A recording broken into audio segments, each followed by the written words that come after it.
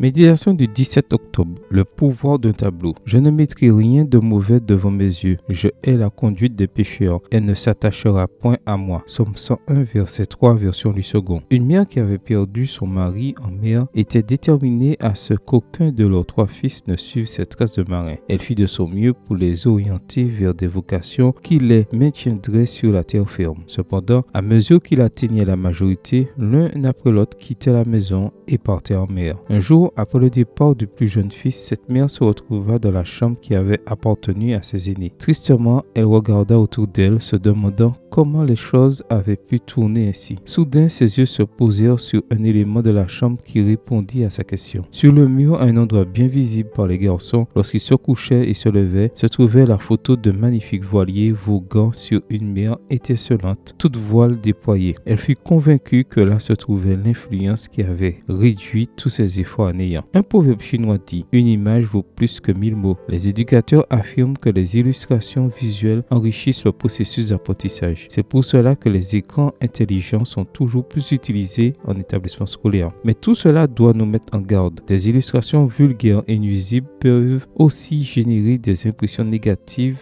dans les jeunes esprits. Provenant de la télévision, d'internet, de magazines et d'autres médias, de nombreux délinquants ont été influencés par des images violentes, immorales ou qui déforment le caractère. Ces influences néfastes affaiblissent également l'intérêt pour la Bible, pour Dieu et pour la vie éternelle de nombreux jeunes hommes et jeunes femmes adventistes. Leur sensibilité spirituelle plus ou moins engourdie, ils sont exposés aux tentations subtiles conçues par Satan pour les éloigner de Jésus, leur sauveur. Quel type d'influence permets-tu d'entrer dans ton esprit et dans ton cœur? Ne te contente pas de ce que le monde t'offre. Sois renouvelé et transformé aujourd'hui par la parole de Dieu. Voir Romains 12, verset 2, Éphésiens 4, verset 23. Amen. Bonne journée à toi et que le Seigneur te bénisse.